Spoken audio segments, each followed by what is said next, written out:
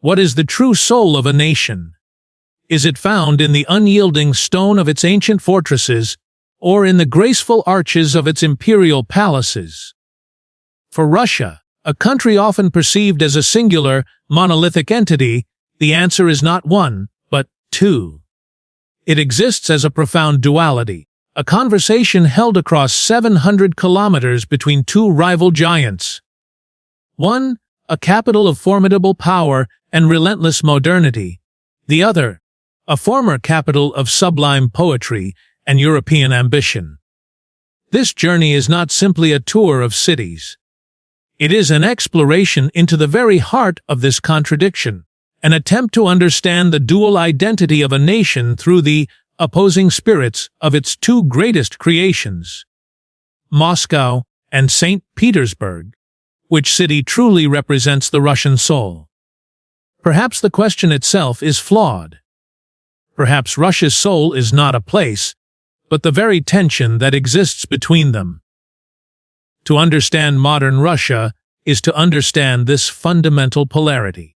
It is not merely a geographic or political distinction, it is the nation's core philosophical dialogue, etched into its very landscape.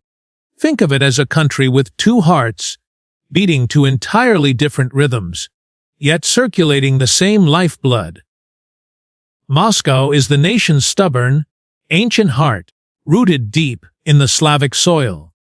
It has always been the center of gravity, a fortress of power that has weathered invasions, fires, and revolutions, each time rising stronger, more defiant. Its identity is forged in resilience and control, a symbol of a centralized state that looks inward for its strength. In stark contrast, St. Petersburg is the nation's ambitious, Western-facing mind.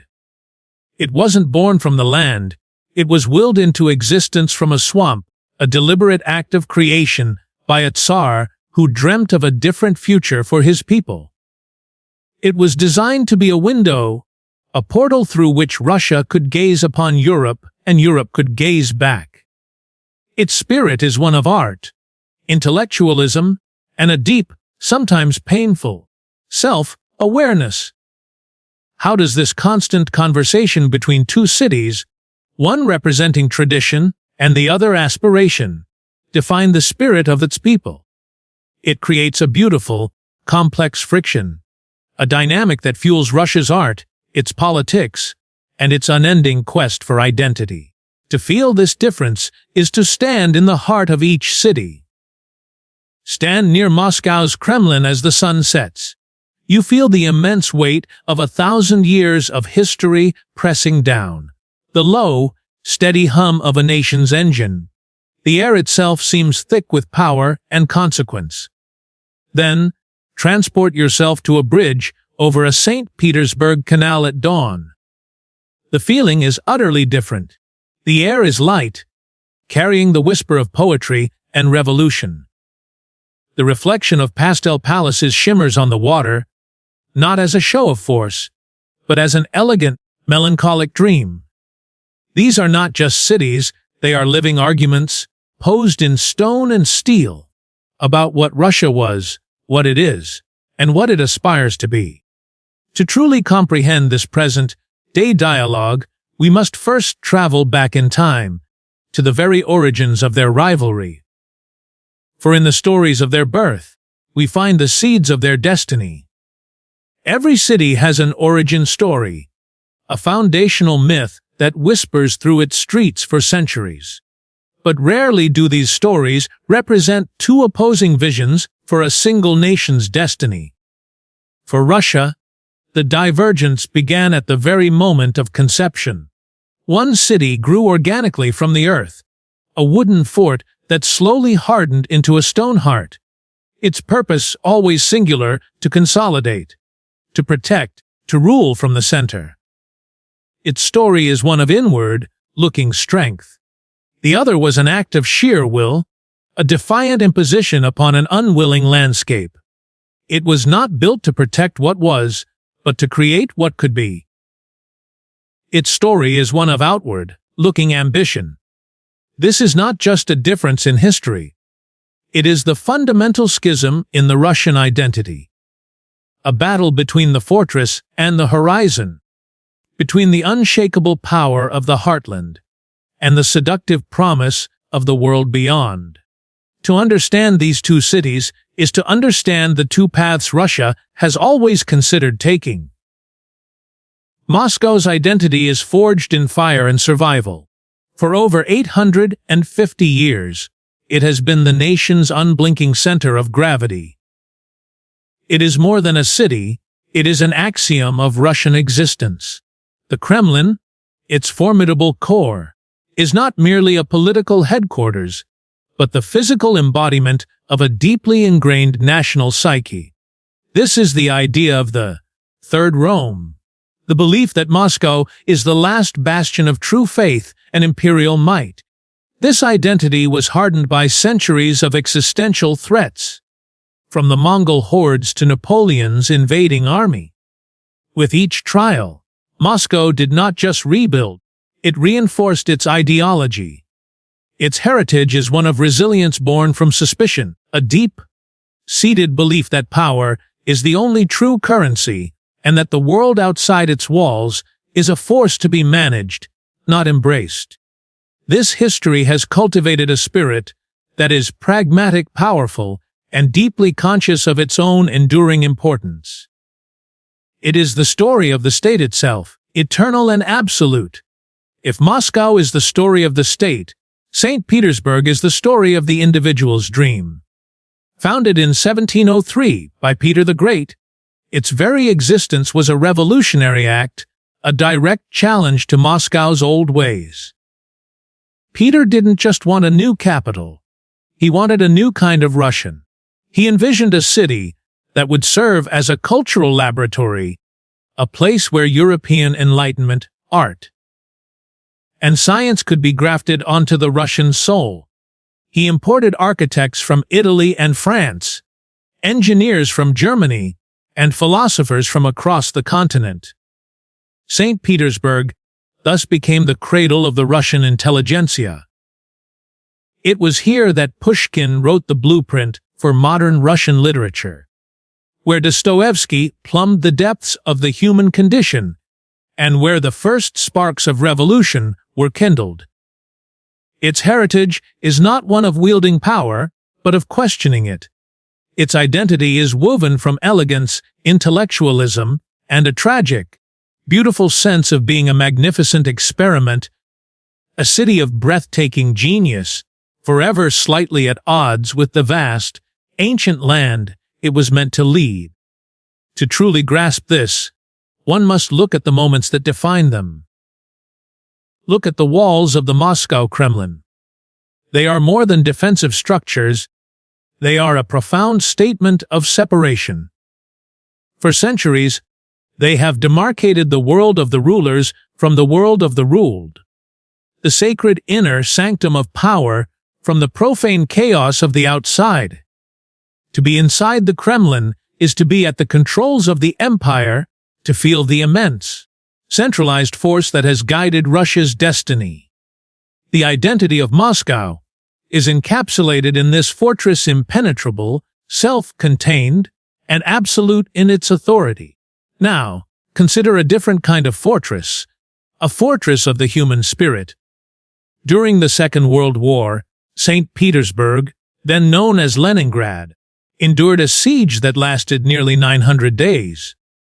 It was an ordeal of unimaginable horror.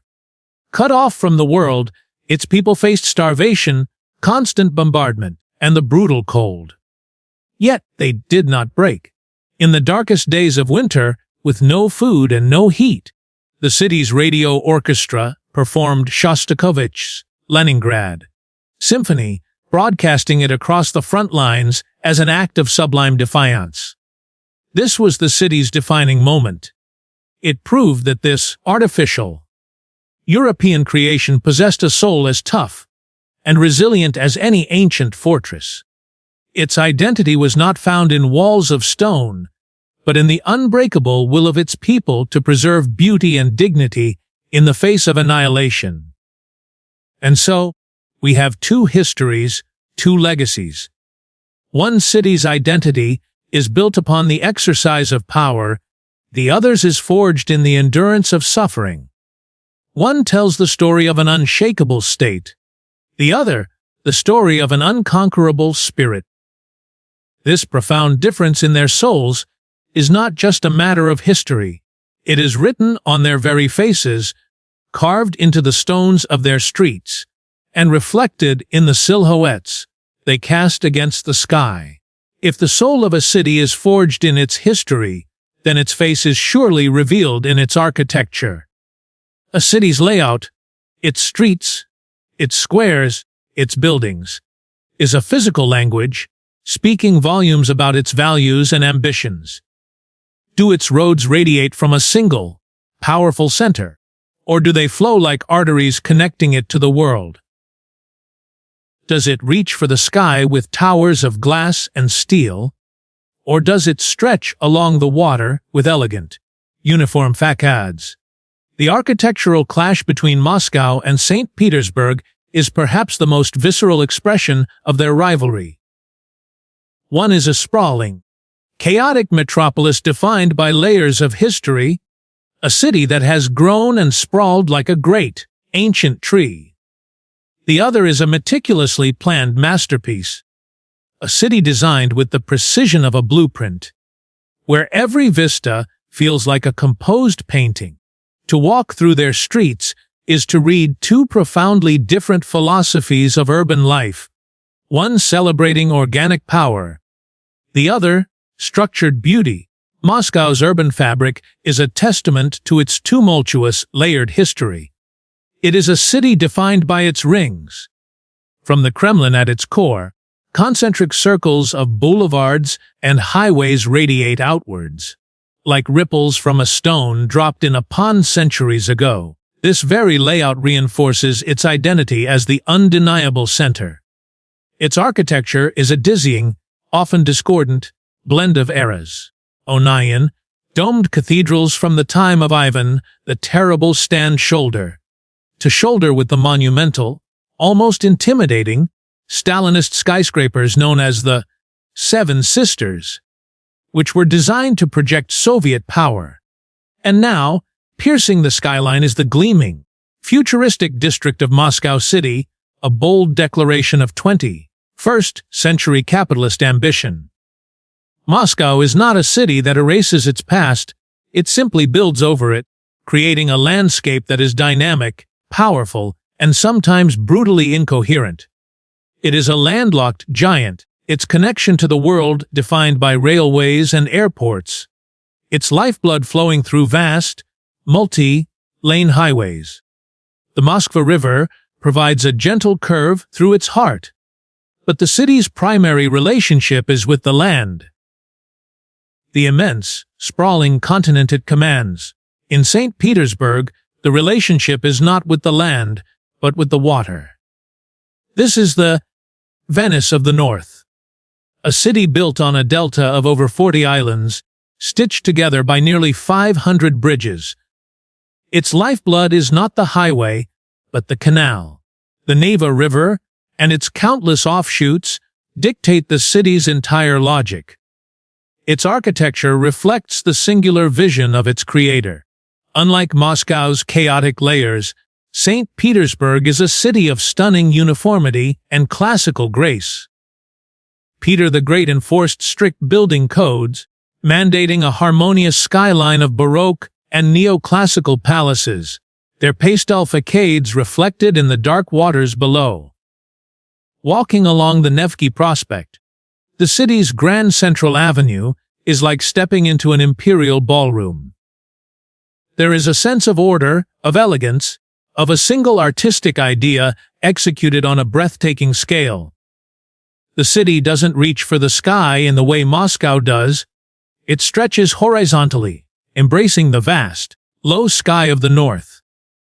This architectural harmony creates a profoundly different atmosphere, one that is less about raw power and more about refined, aesthetic contemplation. But to truly understand the architectural soul of these cities, one must go underground. During the Soviet era, The metro system was conceived as more than just transportation.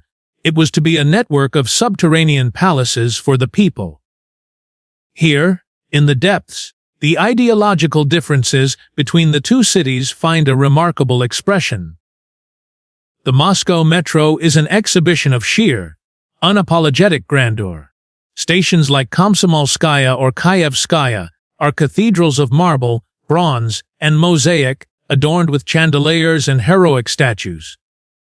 They are designed to overwhelm, to impress upon the daily commuter the immense power and glory of the state they serve. It is a journey through an underground museum of political ideology. The St. Petersburg Metro, while equally beautiful, often possesses a more restrained and intricate elegance. Stations like Avtovo, with its glass-adorned columns, or Admiraltyskaya, one of the deepest in the world, feel less like grand halls of state and more like sublime, hidden ballrooms. The artistry is often more decorative, more focused on aesthetic detail than on overt ideological messaging. It is a system that feels perfectly in tune with the city above it. A network that celebrates artistry and engineering prowess, a testament to the city's enduring identity as a capital of culture. In both cases, the journey itself becomes the destination, a daily reminder of the grand visions that built these cities, both above and below the ground. From the soaring skyscrapers to the subterranean palaces, the very bones of these cities tell a story of two different Russias. One is a city of vertical power, a landscape of rings and radials, constantly reinventing itself upon its ancient foundations. The other is a city of horizontal grace, a symphony of water and stone, forever faithful to its original, elegant design. But how does living within these vastly different architectural landscapes shape the daily lives, the costs, and the very character of the people who call them home? A city's history and architecture are not merely a backdrop for life, they are an active force, shaping the rhythm of the streets, the aspirations of its inhabitants, and even the contents of their wallets. The grand ideological clash between Moscow and St. Petersburg doesn't just exist in textbooks and on skylines, it permeates the very fabric of daily existence. It dictates the pace of a morning commute, the price of an evening meal, and the subtle yet distinct vibe that hangs in the air. While both cities are epicenters of modern Russian life, attracting the ambitious and the talented from across a vast nation, the experience of living within them is profoundly different. One is a relentless machine of commerce and ambition, demanding speed and resilience. The other is a grand stage of culture and contemplation, encouraging a more measured artistic pace. To understand the people of these cities, we must first understand the distinct worlds they navigate every day. At first glance, the urban Russian lifestyle appears remarkably consistent across both cities. They are magnets for the nation's youth, vibrant hubs where education, opportunity, and social life converge. A walk through either city center reveals a common thread, a population that is impeccably dressed, exuding a striking self-confidence. This is often linked to the global fascination with the Slavic aesthetic, a fact of which the people themselves seem well aware. Social life is paramount. Cafes are full, parks are crowded, and it's rare to see anyone walking alone. There's a palpable energy, a collective desire to live life fully and visibly. The ubiquitous smartphone is not just a tool for communication, but a lens for constant self-documentation, a way of curating one's life against the stunning urban backdrop. However, beneath this shared surface of dynamism lies a fundamental difference in the rhythm of life. Moscow's pulse is a relentless, driving beat. It is the undisputed financial and political heart of the nation, And its lifestyle reflects this reality. Life here is transactional, fast-paced, and intensely competitive. Careers are forged, deals are made, and fortunes are won and lost in a city that never seems to sleep. The atmosphere is charged with an electric ambition. The vibe is one of purpose and forward momentum. Time is a commodity, and efficiency is the highest virtue. This relentless pace comes at a steep price. Moscow is consistently ranked among the world's most expensive cities. A modest apartment can command a rent that rivals those in London or New York, requiring a salary that is far beyond the national average. To live comfortably in Moscow is to participate in this high-stakes game, to embrace its demanding rhythm as the price of admission to the nation's center of power. The rhythm of St. Petersburg is more of a lyrical waltz than a driving beat. While it is also a major economic center, its identity is inextricably linked to its status as Russia's cultural capital. The lifestyle here feels less transactional and more experiential. There is a greater emphasis on leisure, art, and intellectual pursuits. People seem to linger longer in cafes, to stroll more slowly along the canals, to engage in conversations that are not just about business, but about literature, history, and ideas. The vibe is more bohemian, more romantic, and tinged with a beautiful, thoughtful melancholy. While still an expensive city by Russian standards, the financial pressure feels slightly less acute than in Moscow. The ultimate prize here is not just wealth, but cultural capital. A life rich in experiences, surrounded by beauty and history. It is a city that invites you to be, not just to do. This difference in lifestyle is perfectly encapsulated in the evening hours. As dusk falls in Moscow, the city's energy transforms. The streets around areas like Malaya Bronaya or the Patriarch's Ponds come alive with the roar of supercars. Ferraris, Lamborghinis, and high-end Mercedes, Benzes cruise the boulevards, a dazzling and overt display of wealth. The nightlife is slick, expensive, and exclusive. It is a scene driven by status, where being seen in the right place, with the right people, is a critical part of the city's social currency. The Muscovite evening is a performance of success, a celebration of having made it in the country's most competitive arena.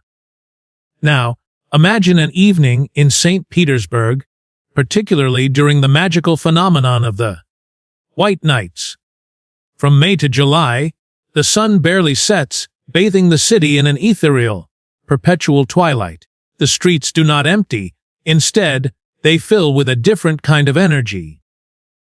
Crowds gather along the Neva embankment, not to watch supercars, but to witness the majestic raising of the bridges, a nightly ritual that allows ships to pass.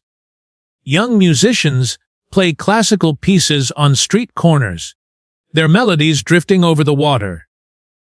People sit for hours, talking, laughing, and simply soaking in the otherworldly light.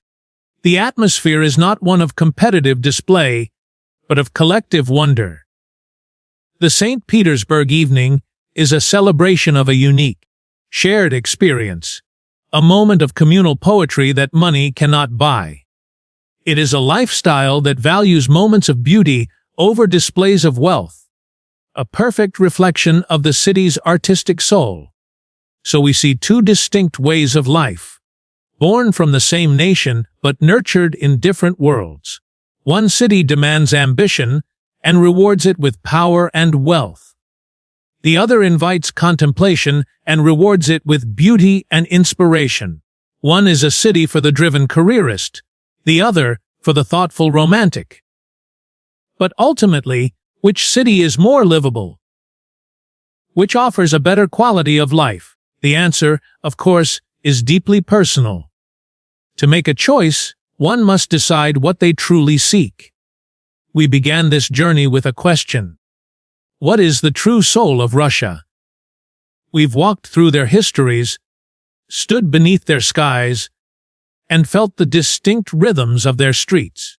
We've seen that the answer is not a single location, but a living, breathing dialogue between two monumental ideas. The choice between Moscow and St. Petersburg is not merely a choice of residence, it is a choice of philosophy, a decision about what kind of life one wishes to lead. It is the final, personal chapter in this national story. Let us distill this epic rivalry into its purest essence. Moscow is the city of the declarative sentence. It is a statement of fact, powerful, direct, and unambiguous. It represents the Russia of relentless drive, of vertical ambition, of a future forged in the crucible of global commerce and political strength. To choose Moscow is to choose the fast lane. It is for those who thrive on competition, who see opportunity in chaos, and who wish to be at the very epicenter of a nation in motion. It is a city that asks, what can you achieve? It promises a life of consequence, a place at the table where the destiny of a continent is being decided. The challenges are immense. The cost, the pace, the pressure. But for those who succeed, the rewards are equally monumental. It is the beating, pragmatic heart of the nation. St. Petersburg, in contrast, is the city of the rhetorical question. It is a meditation on what could be elegant, introspective, and endlessly romantic. It represents the Russia of artistic soul, of horizontal grace, of a past that continues to inform and enrich the present. To choose St. Petersburg is to choose a life of intention and observation.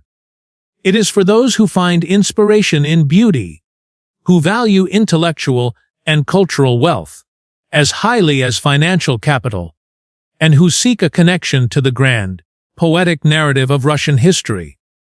It is a city that asks, what do you feel? It promises a life of depth, a daily existence surrounded by a beauty so profound it can feel like living inside a work of art. The challenges are real. The melancholic weather, a less frantic economy, but the reward is a quality of life measured in moments of sublime inspiration. It is the nation's contemplative mind. So, which city is for you? Imagine your ideal day. Is it a morning of high-stakes meetings in a gleaming skyscraper, followed by an evening of cocktails in a chic, exclusive restaurant, feeling the pulse of a global megacity? If so, Moscow is calling your name. Or, is it a morning spent wandering through the halls of the Hermitage, followed by an evening stroll along a moonlit canal, discussing art and literature as a string quartet plays nearby? If so, your soul belongs to St. Petersburg. In the end, perhaps the greatest truth is that Russia needs both. A nation cannot survive on power alone, nor can it thrive on dreams alone. The fortress needs its window, the mind needs its heart. Moscow and St. Petersburg are not truly rivals, they are two essential halves of a single, complex, and deeply fascinating whole. Together, they create the beautiful, enduring paradox that is Russia. The question, then, is not which city is better, but which half of the Russian soul speaks to yours. This is a conversation we want to continue with you. Let us know in the comments below, are you Team Moscow or Team St. Petersburg? We truly value reading your perspectives. If this exploration has sparked your curiosity, sharing that spark by liking and sharing this video helps our community of fellow travelers grow. And to ensure you join us on our next journey, as we venture from the urban heart of Russia to its wild, untamed wilderness, be sure to subscribe and click the notification bell. You won't want to miss where we're going next. Thank you for watching.